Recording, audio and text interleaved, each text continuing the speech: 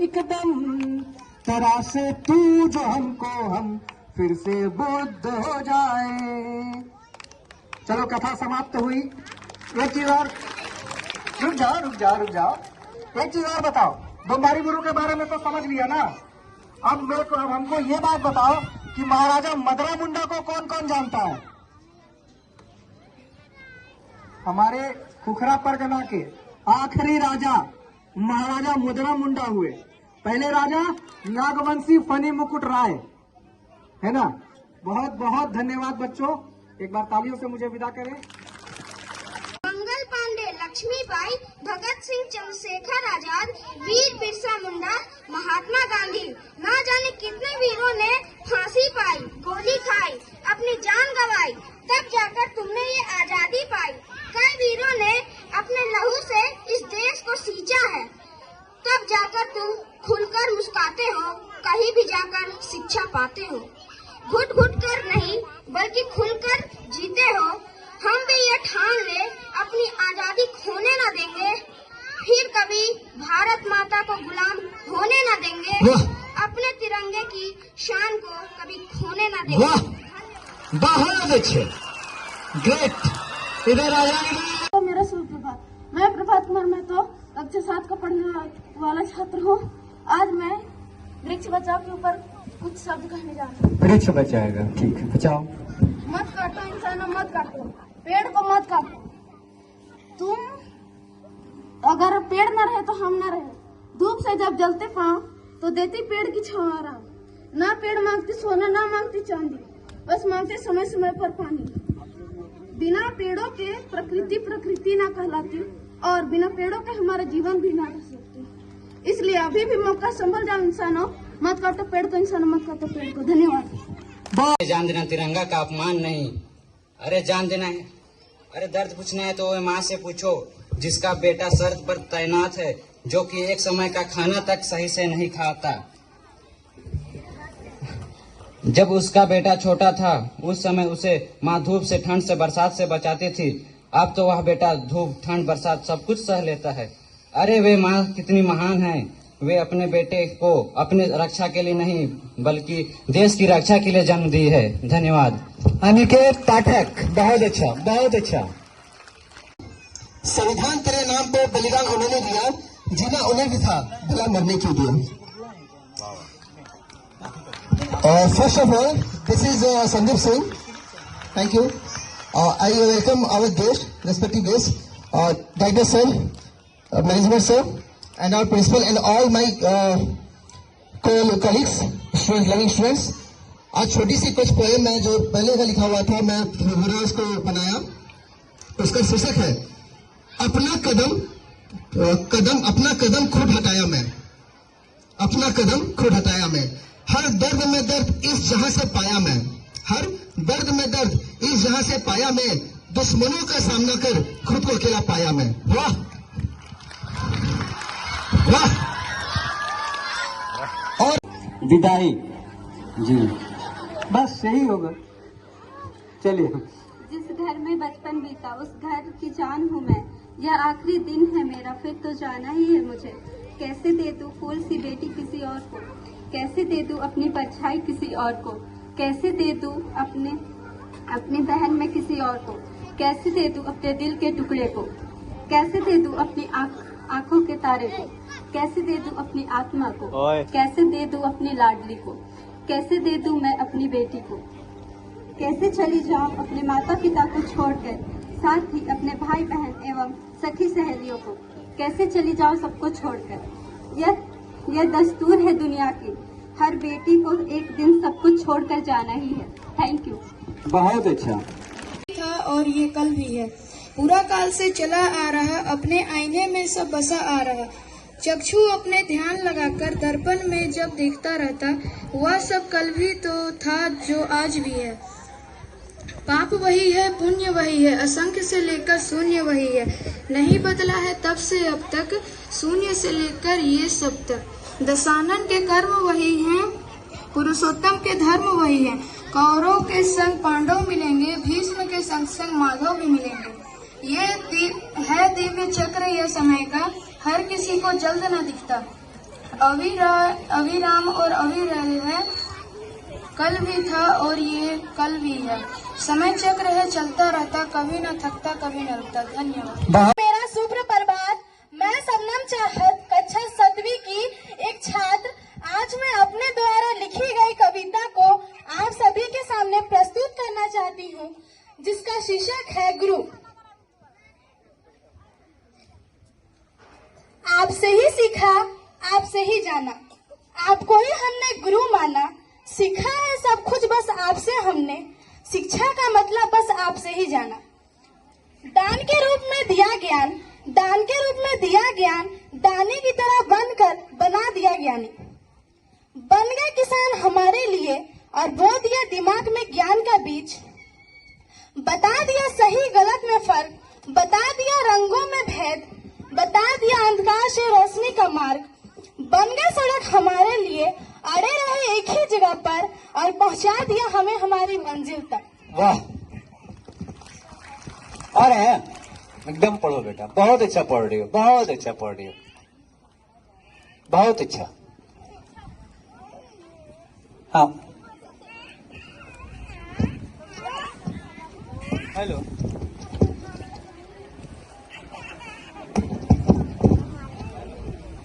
शिक्षकों के बिना क्या होती बचपन के दिन। सुनहरा सा वो जीवन था हमारा, मुस्कान भरा वो दिन था हमारा। सुबह सवेरे सो उठकर निकल जाते हम अपने मंजिल पर, बैठा रहता वो खूबसूरत सी टोली। सब मिल जाते थे एक ही स्थान पर और शुरू हो जाती कहानी हमारी। बात बात पर रोना धोना, फिर वही टोलियों में से कुछ आ जाते प्यार जताने। हंस खेल कर हम चले जाते, माँ की ममता हमें खिंच लाती। हाँ, यह बचपन की दिन, यह सुनहरा सा जीवन कितना प्यारा था। यादें ताजी हो जाती है हमारी, वह 2-4 खिलौनों से घर द्वार खेलना। हाँ, ये बचपन के दिन। इतने दुष्ट जिंदगी आ पड़ी हमारे बीच, जहाँ सब मन से मुस्काते थे, अब दिखावा का मुस्कान देना पड़ रहा है। वह माँ का आंचल और वह माँ की कहानी सुनकर हम खाना खाते थे। अब यह दुष्ट जीवन में हम फोन में कहानी सुनकर खाना खा रहे। काश वह जीवन फिर से आती हमारी, दिल से मुस्कान भरी लिए आशा फिर कम। हाँ, यह बचपन के दिन। Thank you. सभी को मेरा सुप्रभात। मैं श्रीजल कुमारी कक्षा 9वीं A की विद्यार्थी हूँ। मैं यहाँ आप सबों के सामने अपने द्वारा लिखी गई एक कविता को प्रस्तुत करने आई हूँ, जिसका शीर्षक है कृष्णा मुरली वाले। कृष्णा, कन्हैया, श्याम, गोपाल, ना जाने कितने हैं उनके नाम। एक ही है मुरली वाले, पर लाखों हैं उनके सुनने वाले। गोपियां हैं उनकी दीवानी, रहती है उनके धुन में मस्तानी। नैनों में है प्रेम सागर, मुख में है ब्रह्मांड बसा।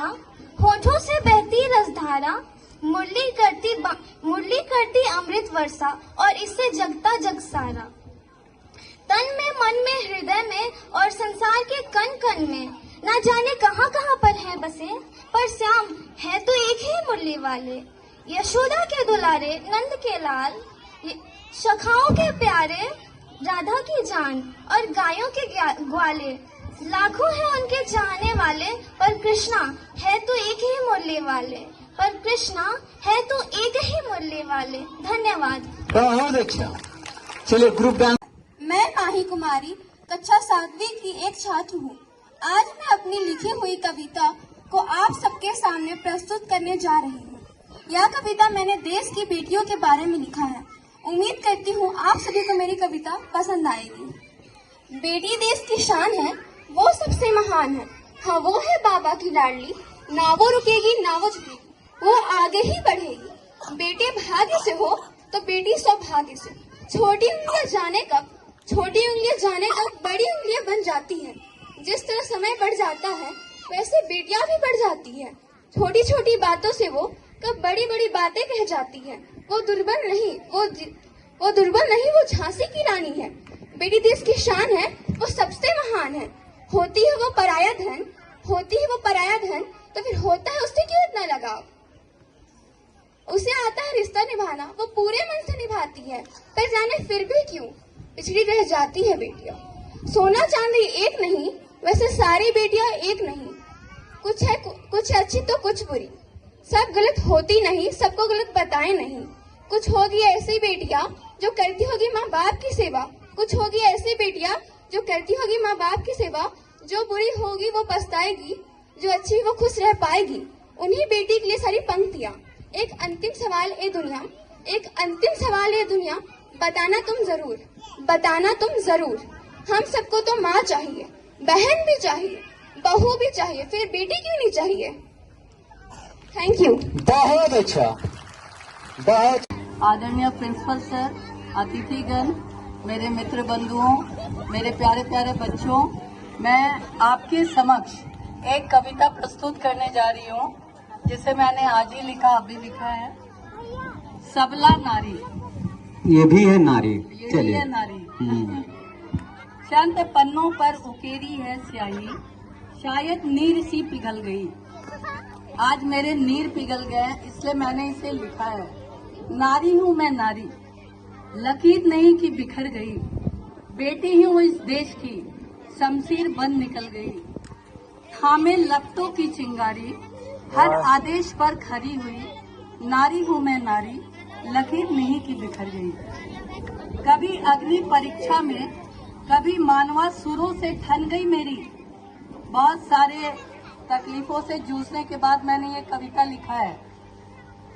नारी हूँ मैं नारी, लकीर नहीं कि बिखर गई। हर ऋतु में, हर बेला में कुटुंब संग निश्चल रही।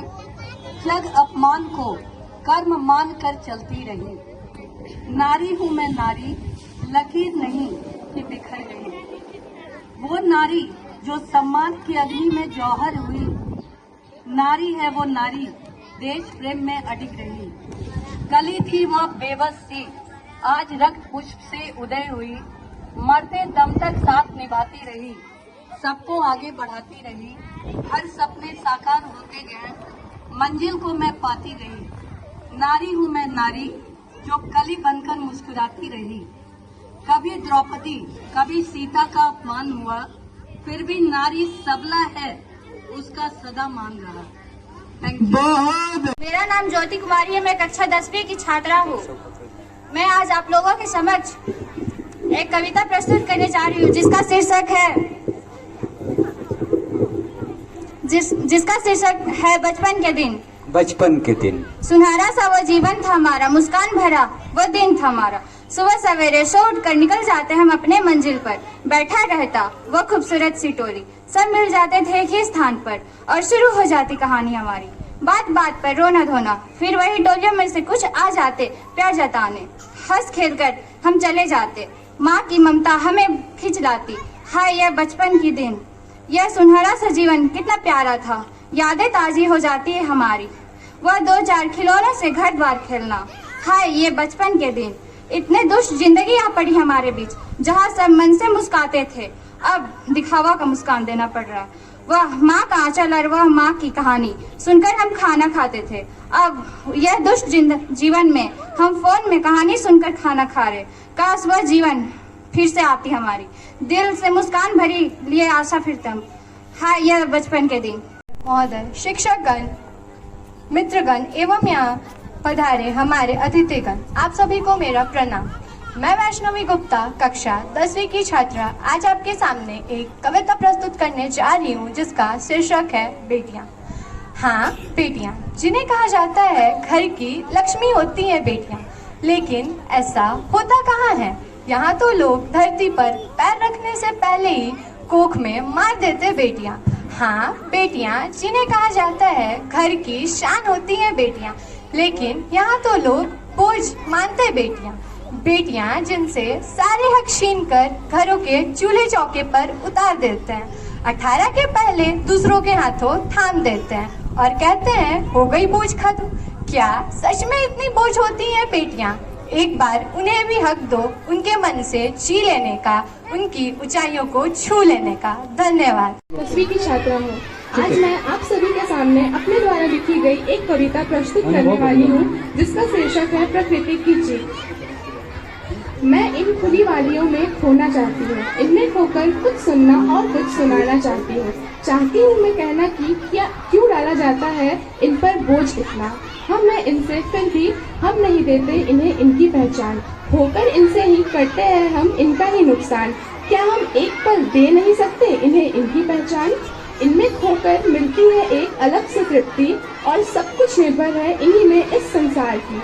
क्या नुकसान है इसमें इनमें इनका या है हमारा ही?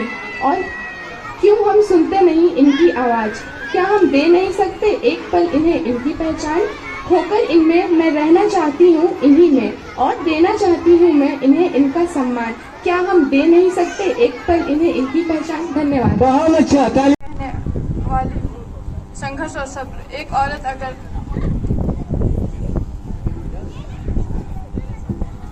आप सभी को मेरा सादर प्रणाम। मेरा नाम ज़ारा परवीन है। मैं कक्षा 10वीं की छात्रा हूँ। मैं आज आप सभी को संघर्ष और सब्र के ऊपर एक कविता सुनाने वाली हूँ। संघर्ष और सब्र। एक औरत अगर टोपी पहने या सिंदूर, उसे संघर्ष और सब्र करना ही पड़ता है। एक औरत अगर गले पर स्वर्ण पदक पहने या मंगलसूत्र, उसे संघर्ष और सब्र करना ही पड़ता है। एक औरत अगर कलाई पर घड़ी पहने या चूड़ी, उसे संघर्ष और सब्र करना ही पड़ता है। एक औरत के अगर हाथ में बेलन हो या कलम, उसे संघर्ष और सब्र करना ही पड़ता है। एक औरत की अगर हथेली पर स्याही के निशान हो या आटे के, उसे संघर्ष और सब्र करना ही पड़ता है। एक औरत के अगर कानों में बाली हो या समाज की गाली, उसे संघर्ष और सब्र करना ही पड़ता है।